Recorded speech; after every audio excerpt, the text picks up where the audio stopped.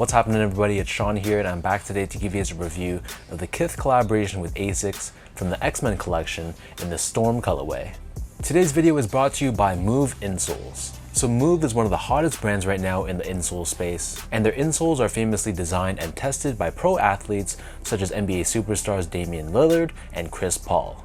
And these insoles are honestly some of the most technologically advanced insoles I've ever seen. And while Move insoles are more known for their performance insoles, they actually also sell this one, which is the all-day insole, which is meant to be used more for casual and everyday use. So first off, what I really like about these insoles is that you buy them pre-sized, so there's no need to cut them yourself. And yes, they do fit true to size. And beyond that, the insoles themselves are very effective. They utilize recharged foam, which gives it that plushness and that impact protection. And then we have this molded plate on the back half of the insole, which helps to cradle your foot and give you that midfoot rigidity, and it gives you that added stability as well.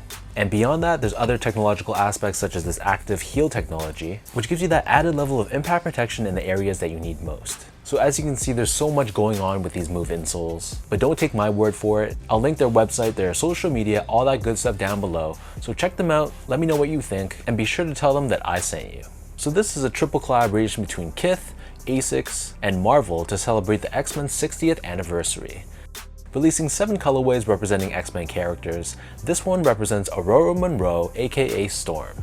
And if you saw my previous triple unboxing video where I unboxed 3 exact pairs of the Wolverine 1980 colorway, I managed to trade all 3 of those pairs away because that pair was specifically my least favorite, and I managed to grab a Cyclops pair, this Storm pair, and a Beast pair, which I also have to do a review for you guys coming soon. But anyways, this Storm pair released alongside the rest of them, and they were sold in a blind box style, meaning you could pick the size that you wanted, but you don't know which of the 7 pairs you were gonna get. And alongside the shoes, they also came with a card, some of those cards being more rare than others. So this pair retailed for a price of $195 US or $265 here in Canada, and the colorway for this shoe is simply just white and black. So diving into the details of this pair, from a distance this looks like a very plain white and black Asics Gel-Lyte 3, but when you take a real close look, you'll see on the toe box, this is covered in this synthetic or faux pony hair, and this is done in this cream or off-white color. Surrounding the front toe cap, we have more of that synthetic pony hair, and this is done in more of a gray shade. And then on the lateral side, we have these 2 diagonal cutouts revealing this black colored leather underneath. Covering the eyelets, we have more of that cream or off-white pony hair, and then the middle 2 eyelets are constructed out of a white colored TPU. Beneath this, we have more of that cream colored pony hair, and then overlaid on top of this, we have the signature Asics stripes. This is constructed out of a black colored leather, and this extends towards the back of the shoe as well. On the bottom of the mid panel and surrounding the bottom of the heel, we have more of that gray colored pony hair, and then embroidered on the lateral side, we have Gel-Lyte 3 branding. Beneath this, wrapping around the heel cup, we have a white colored TPU heel clip, which gives you added structure and support for the back end of the sneaker.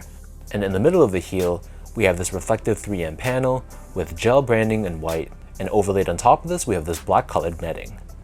And then on the very top of the heel, we have more of that cream colored pony hair, and we have Asics branding embroidered across. As far as the laces go, so these come with 3 different lace options.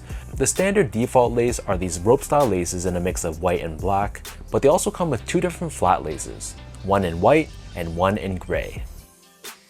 Underneath this, we have that signature split style tongue, and we have Ronnie Feig's surname embroidered on the lateral side of the right foot, and the X-Men logo embroidered on the left foot. The interior of the shoe is covered in a black colored textile, and on the inside we have this Kith and Marvel co-branded tag. And then as far as the insoles go, these come with a foam lined insole, and it's covered in this black colored textile on the top, and we have Asics and Kith branding found on the right foot, along with Storm's wordmark found on the left foot.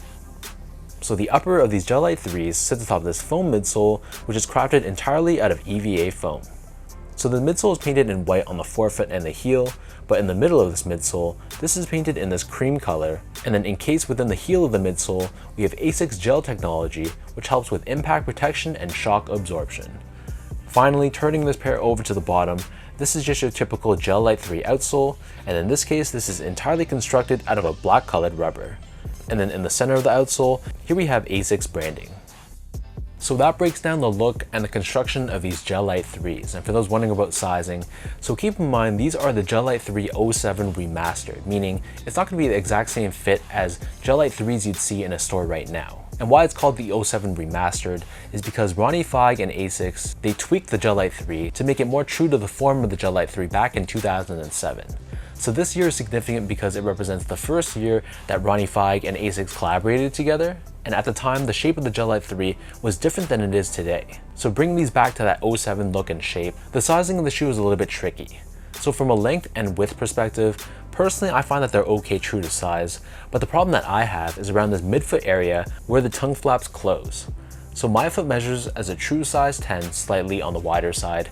I got these in a size 10, and like I said before, the width and the length of the shoe is perfectly fine for me. I just have some difficulty closing the flaps of the tongue, and it exposes a little bit of the socks that I'm wearing underneath. So if you have a high instep or a really wide midfoot, I feel like this might not be the best shoe for you unless you don't care that your socks are showing in the middle. And I feel like even if you were to go up half a size, it would just leave too much room from a length perspective, and it might not necessarily even solve the issue of the tongue closure. So your mileage may vary. I know a lot of people that go true to size, a lot of people that go up half a size. So I guess if your feet are more on the wider side, it's probably a safer bet to go up half a size. Otherwise, I feel like true to size might be okay for you. Moving on to the comfort, so the Gel-Lyte 3, I've said in all my past reviews, it's a very comfortable shoe for a retro sneaker.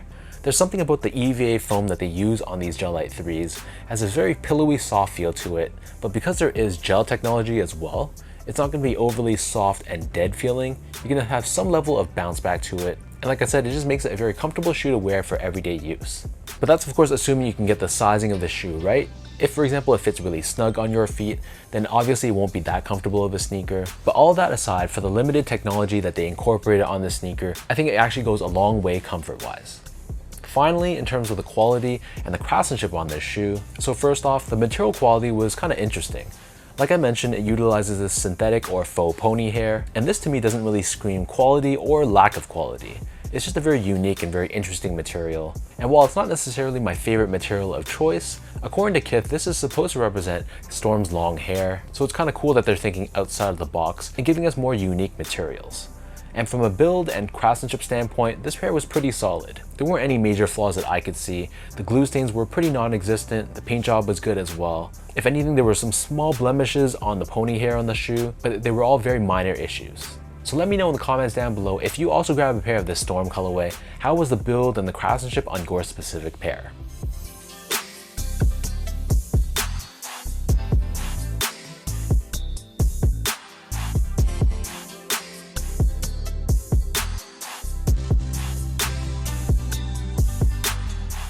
So with all that out of the way now, let me toss these on feet.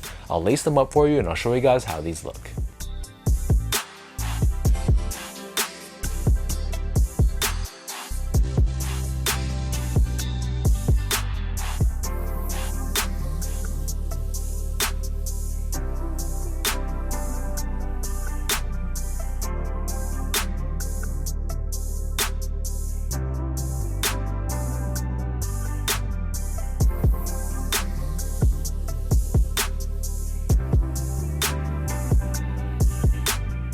To me, this Storm colorway is the most wearable and the most versatile pair of the 7.